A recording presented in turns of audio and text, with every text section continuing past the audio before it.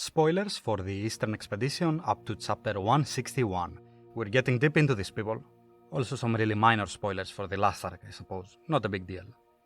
So you saw the thumbnail and maybe think, surely there's not that much to say about Thorkell. He's not that complicated. And you're not completely wrong. This isn't purely or maybe even mostly a Thorkell video. I'm going to talk about the Vikings in general. How do they think? Why do they become Vikings? What do they value? And Thorkell is a great starting point for that, because that's the point. He's the iconic Viking, the Prologue's introduction to that ideal. I can't overstate how much of a success he is as a character. People watch or read the Prologue and either say Askeladd or Thorkell is their favorite character. Fan favorite for sure, to the point where he is arguably the poster boy of the series along with Thorfinn and Askeladd. And all that depended on Yukimura nailing down one thing. Thorkell had to be likable. And it's not easy to make such a likable character. A hateable one, sure, dumb, angry, hypocritical, arrogant, no big deal. But an exceptionally likable character like Thorkell, a reader better not catch you red-handed trying to force it. They're not gonna accept that. It's like making a dog swallow a pill. Not happening. It has to feel effortless and genuine. If Yukimura failed here, not only would the logic of the character fail, cause Thorkell in the story is supposed to be lovable to most people, but a piece of the message would also fall flat.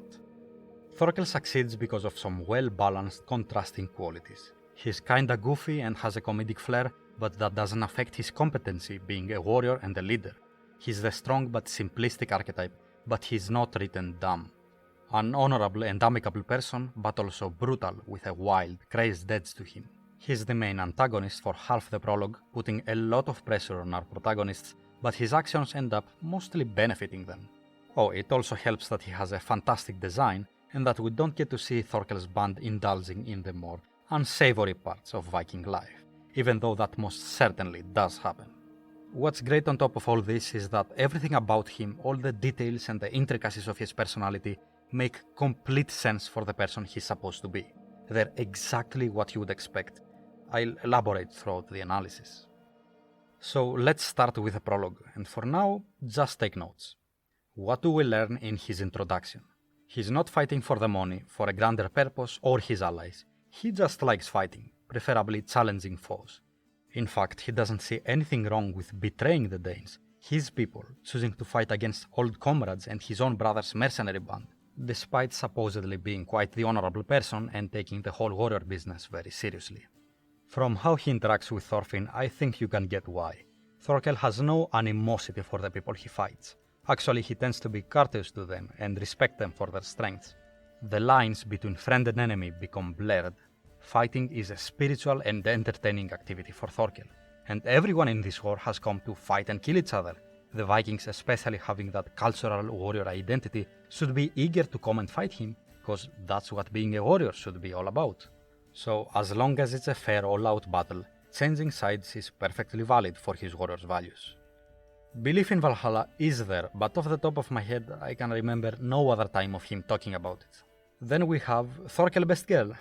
I hate that meme. But yeah, Thorkell is occasionally shown to act very flamboyantly. Next, let's jump into the Thorkell is not stupid topic real quick. Despite his very simple motivations, he's more than capable enough of understanding and using strategy and politics to his advantage. Because at the end of the day, he hates losing. He's in it to win it. He's not just going to charge into a losing battle, and he also needs to maneuver himself in Denmark's politics to actually get what he wants. I talked about this a bit in my first video, but the insight to read others, as Askeladd refers to the skill, is a pattern in Viking leaders, and Thorkell is not the exception. He's a great judge of character. He's generally quite a people's person, able to move the hearts of men, and that makes him a great leader. And finally, the section I imagine people are most interested in, Thorkell reflecting on his last meeting with Thors and his introspection when meeting Canute. And for now, I leave it at Thorkell gets angry and does not accept Thors turning his back to his life of war, and Thorkell shows that he respects more than physical strength through his interaction with Canute. So in the prologue we have this larger-than-life character that is the apex of the Viking world, with all the power and freedom to be who he is, live life as he wishes, and enjoy himself, and that he certainly does, with food and drink and blood. But still, we are left with this potential, Thorkell following Canute to a different, unknown future, where he can maybe find, What was it that made Thor's complete? Cut to the slave arc, and Canute is efficient. Very efficient. King Sweyn fought the English for 10 years. Canute didn't even need 3. Thorkell is frustrated. We don't see him for a long time after that, at least 8 volumes.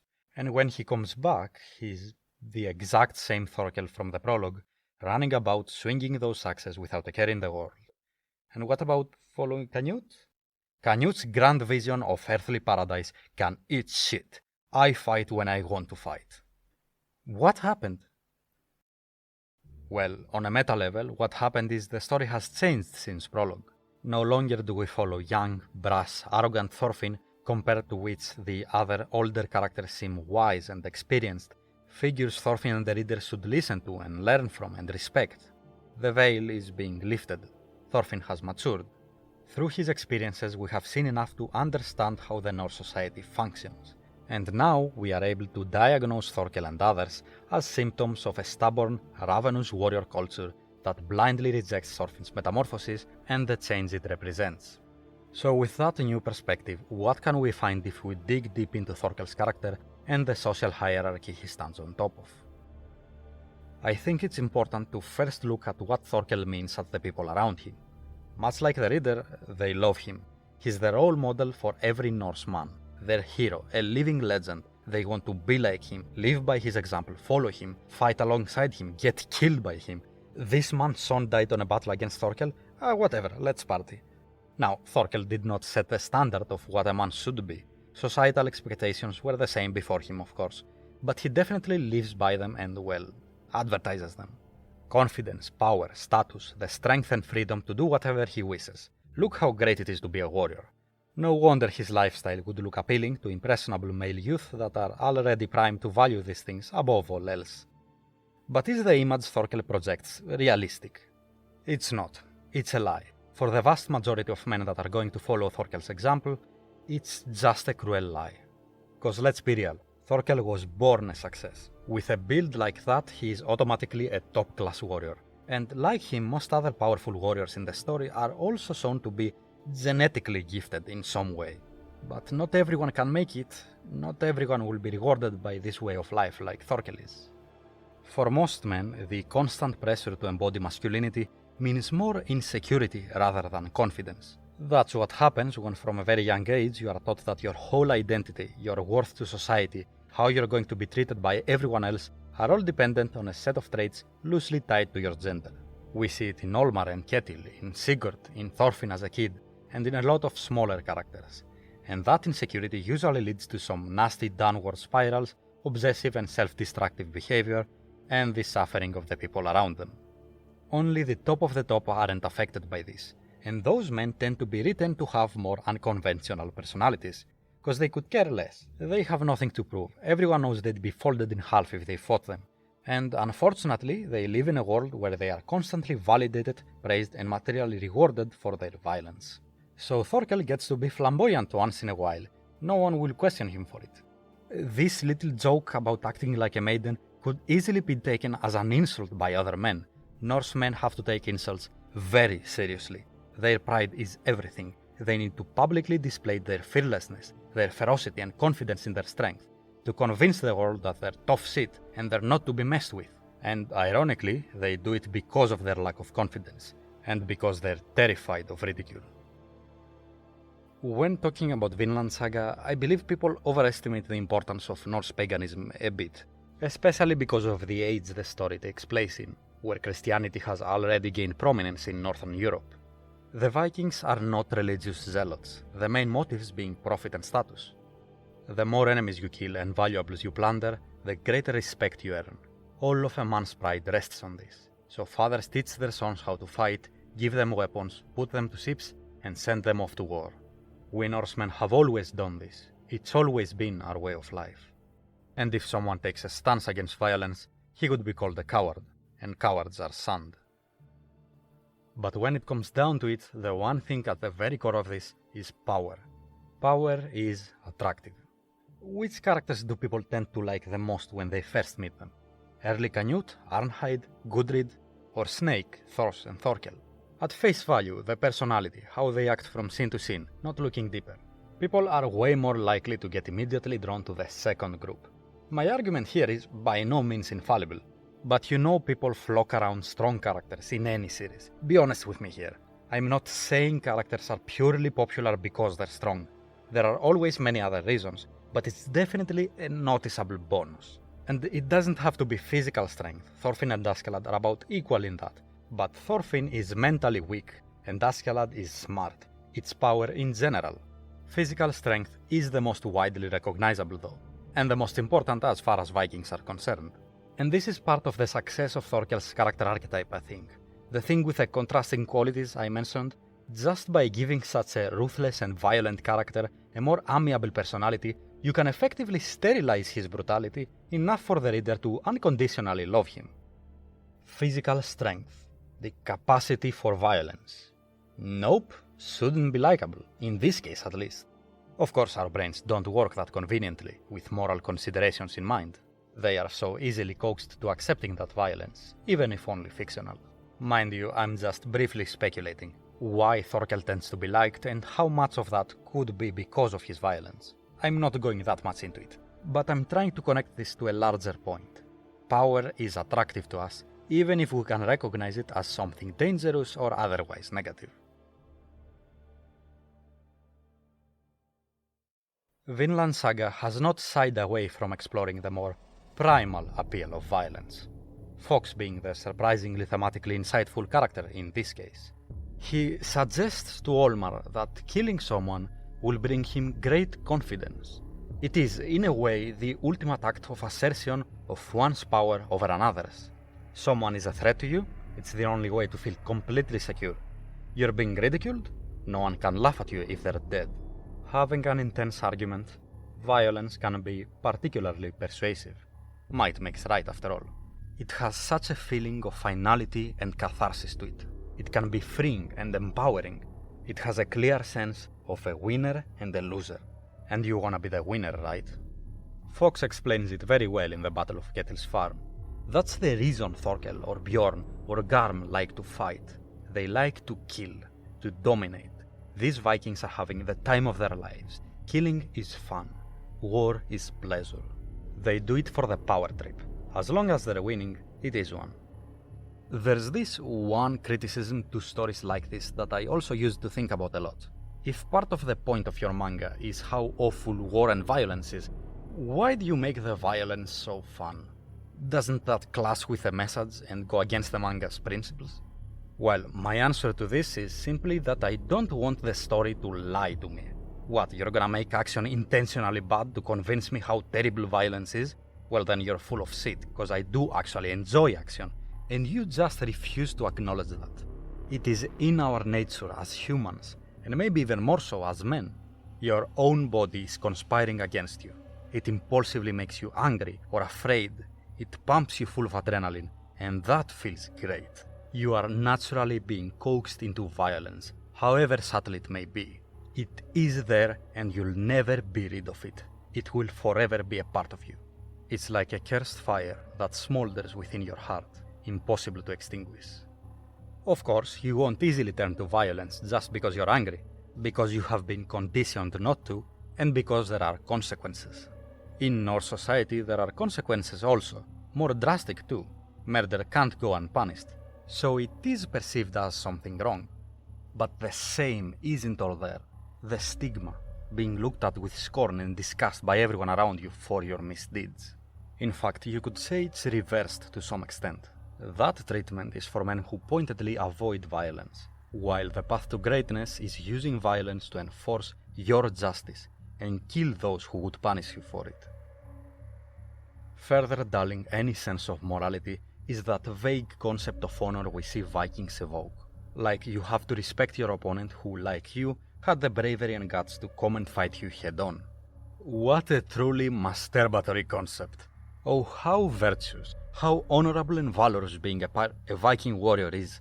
Such respect they have for their shared principles. They go out in the world, they pillage and murder, sell slaves. Wait, no, those people were weak or cowards.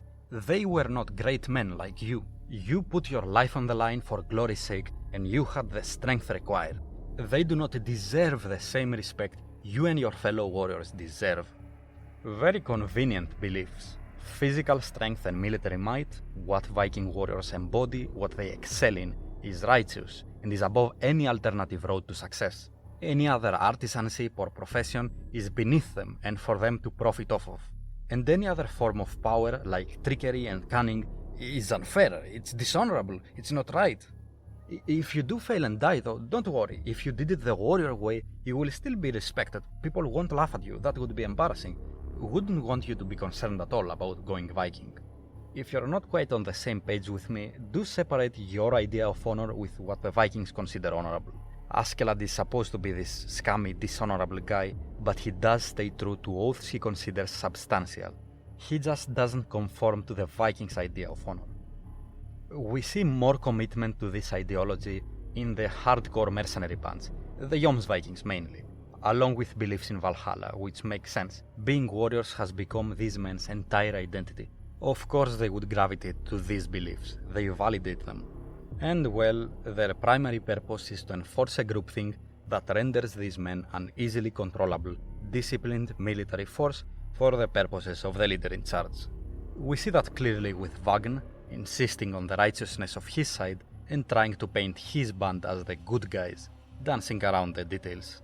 And with Floki, clumsily promising Valhalla to his men when they get cornered. I like this Floki flashback where Thor thinks retreating is dishonorable and is not respectful to the ones that have already fallen, and Floki spells it out for him, that there's nothing deeper into this. War is just a part of political conflict. And Thor looks at him like, why do you have to make this political, Floki? And I'm like, he's right though? Why are you looking at him like that? He's right. Look at this scene. Thorfinn fighting the Jomsvikings, and they attempt these fair 1v1s and give Thorfinn a weapon, but then they start losing and the guy in charge understands that they have a job to do that is top priority, so he gives up on being honorable. If you want to win in war, playing fair doesn't cut it. You can't expect your enemy to play fair. Spying and assassination and other underhanded methods are unavoidable. And again, when it comes to living these values, there is a clear distinction between the average Viking and like the Jomsvikings. One is being more honest with themselves than the other, although ignorance definitely comes into play. It also helps that both being honorable and how exactly you get into Valhalla are generally vague and up to interpretation to some extent. So between Viking honor, a twisted sense of morality that submits to strength, the societal pressure to constantly exude masculinity, and the status and material gain successful warriors are rewarded, well, it becomes really tempting for men to just let loose, to give in and indulge in their base urges. Constricted as they must feel from all other sides, violence could seem like freedom, their only chance for control. And they'll never hear the bad stuff. The men that died in battle and had their dreams and ambitions crushed won't share their story, you know. All people will ever see and hear are the victors. And for those guys, well, those that survive in the battlefield are isolated with and form a camaraderie with other survivors and older veteran Vikings that have lived through the same hardships. Then you fill them with the mystique of Valhalla and the glory that awaits such superior beings as themselves, all the while showing them what such superior beings could earn. And in time, they come to believe that that experience, the battlefield, the war, with all the sacrifices and casualties it entails, is justified because it produced them, the elite. I sort of plagiarized the above from a certain sci-fi book. Comment if you recognize it, I guess. But ever since I read it, I immediately thought of Vinland Saga and how much it applies to the Vikings. And similarly, Vikings want to see themselves in positions of power. They are a cut above the rest, and so for them to truly accept a king, he needs to be one of them. So the warrior culture is further glorified, while the glaring downsides of being a warrior are either swept under the rug or deemed unimportant. I mean, even if you die, no biggie, just hold a weapon and you still go to Valhalla, probably. Been a while since I talked about Thorkell, huh? But this is important stuff. This is arguably the most important thing you need to understand about Vinland Saga in order to get deeper into analyzing characters and themes. The characterization and psychology of the average Norseman. Every single male character in the story that has at least grown up in Norse territory, so not Einar for example, has lived their entire life with these societal pressures, and that has shaped them in one way or another. And Thorkell is all of that, or mostly everything that looks good, the promises, what you could be if you went Viking. He is the appeal of war. Let me interject in the analysis here just to clear some stuff up. How realistic are the Vikings in Vinland Saga? I'm not actually gonna answer that. I suspect even after a lot of studying on top of what I already know, I would still not have a concrete answer on how the Vikings should be written to achieve maximum historical realism. And while Vinland Saga definitely shows a broad range in portraying the Norse, I am not convinced that it doesn't actually gravitate at all to that stereotypical image of the Viking. The Jomsvikings especially, more than just being characters in a comic, they occasionally border on being caricatures. But that's not necessarily a bad thing. It has merit. The story picks out all those key qualities that Viking culture is known for: might makes right, valuing masculinity and physical strength, being more accepting of violence, rewarding the warrior life, and it stretches them to an extreme but still in a realistic frame. What if you could create a man, and all you fed him was that, and you molded him in such a way where his belief in these ideals was the thing that defined him? What would he be like? And that brings us to one of the most prevalent parallels in Vinland Saga. The Vikings sure do act like children. From the first arc having the silhouette of a real battle cut into kids play fighting, to the last arc having adult men bickering literally like children. In chapter 21, while explaining his motivations, Thorkell goes on this monologue about the pride and longing of Norman warriors, about his belief in Valhalla and what should be important for a warrior. And then Ragnar just calls him a child and ignorant, implying that it's the Viking lifestyle that is at fault. Pity, Thorfinn, being the subject of my second video, is an obvious example for this. Both mentally and physically his growth was stunted. The values he has internalized because of his society pushed him to an isolated Viking life and kept him thinking very simplistically. And when he's freed from that, he's left an uneducated and asocial adult who knows nothing about anything aside battle and essentially can't function properly outside it. Great big baby indeed. That being said, there were some unique circumstances involved, so a cleaner example is Vargar and his men in the fourth arc. Being in a pretty hardcore mercenary band, fighting and pirating was the only thing they knew, so when left to survive on their own after the Baltic Sea War, they just kept on living the only way they knew how. This parallel is of course also used to mock, especially in the third arc where Vinland more outwardly expresses its justified distaste for the Vikings. This really is a game to these Jomsvikings, or a playtime where they can pretend to be great men. The enemies are just the other team, all for the sake of letting loose and having fun like little boys. So they don't deserve to be shown as anything more in this story. Not anymore. Okay, here I can't ignore the obvious connection. Vinland Saga was created in part as a subversion of the average, usually shonen, manga protagonist that for one reason or another has to live a life of violence. Yes, not every shonen is a battle manga, and battle mangas are not only shonen, but most shonens lean heavily in action, and the most popular manga always tend to be shonens that are firmly planted in the action genre. And at points, Vinland Saga inevitably becomes a critique of that, whether it means to or not. Some stuff is rather blatant though. Thorkell and Garm naming their attacks, generally their designs, as I've seen people point out, they do look an awful lot like Super Saiyans, personalities as well being eerily close to Goku or an amalgamation of shonen protagonist personality traits.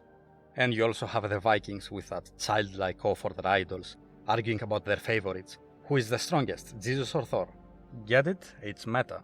Now, while the average shonen will of course preach those family-friendly ideals, you know the whole soppy package, the resolution usually involves the protagonist beating the ever-loving shit out of the villain. Maybe to uphold the values of the manga, he will still eviscerate the guy, but together with his friends. Or take the allegorical route, where the hero's virtues will be represented by a last-minute power-up, with which he will murk a dude in like a desert. At the end of the day, that doesn't really misalign all that much with the Viking values. Might makes right. The point here is not that mangas are bad for having violent conflict, or that a story should not have action like I brought up earlier. It would be beyond silly to argue this. Vinland Saga just points out certain things. How we are shaped and affected by both internal and external influences that we can't or even shouldn't always get rid of. And it brings attention to those because just being aware of them and how they could affect you is how you make sure that you are in control. The value in what Vinland is offering here with this critique of the medium is a layer of critical thought with which you can examine other media, a different perspective to see stuff from. Getting off this sidetrack though, I don't think the prevalence of action in children and teenager media is a coincidence. Action in general has really broad appeal. You don't need to grow into it or learn how to enjoy it. Look at Vinland's first chapter, or like the focus of early Berserk. There's a reason they start like that. And I talked earlier about that innate part of us that likes violence, that is excited at the prospect of it. Well, if that really is in our nature, something that requires no development or effort from us, well, then isn't it something that even children can possess? Couldn't you describe a man lacking in control over his impulses as being childish? So what's there to be so proud of in giving in to something you were predisposed to, something you were born with? There's nothing in your eagerness to wave a sharp stick around that is worthy of any respect. Everyone can do that. How does that alone make you anything more than a man-child? What's so great about just indulging in your base urges like an animal? There's no growth in that, no learning. Isn't human's greatest privilege the ability to go against his nature, to become better and achieve great things? Our higher intelligence and advanced society means we can reach for greater, more substantial forms of fulfillment, rather than what base instinct dictates, by understanding ourselves and our desires in order to then find those things that are truly worthy of pursuit. And that sort of identity building is maturing, it's growing up, and it involves a certain openness to change. Cause that change requires you to get familiarized with something particularly unpleasant. What's the one thing present in every significant point of introspection we get from Thorkell? The one thing that he hates more than he loves fighting. Failure. True failure. Arguably the greatest catalyst for change. Once Thorkell tasted defeat at the hands of Thors, when they last met and Thors was sneaking out of Jomsborg. Thorkell does not approve of Thors deserting, and I don't think it has much to do with the loss of the Jomsvikings. Rather, because of who Thors is, him living the warrior life is sort of an insult to Thorkell. And he tries to reason it out, trying to find out what is faulty with this warrior. Helga must have pushed him to it. Or could it really be cowardice? Which in a sense isn't wrong, but Thors does not back down from a fight with Thorkell. And Thors wins, without a weapon even. So no, nothing is faulty. He is the superior warrior, and yet he still wants to abandon the warrior life. Everything Thorkell stands for and is defined by, for something he genuinely believes is greater. And because he lost that duel, Thorkell is forced to accept that he is not complete, that there is more than him. I also like to think that's where he learns not to judge people just by their fighting ability. Like we see with Gudrid and Canute, Thorkell still respects them. Thors taught him that people can find purpose that is to them greater than fighting, so just because they don't choose the path of the warrior doesn't necessarily make them cowards. His second major point of failure in the story doesn't prove my point as well, but still. His long-awaited fight with Thorfinn and his subsequent defeat have left him feeling highly dissatisfied. So in his confrontation with Canute, he thinks back to that encounter with Thors. Maybe if he followed Thors then, he could find something more fulfilling.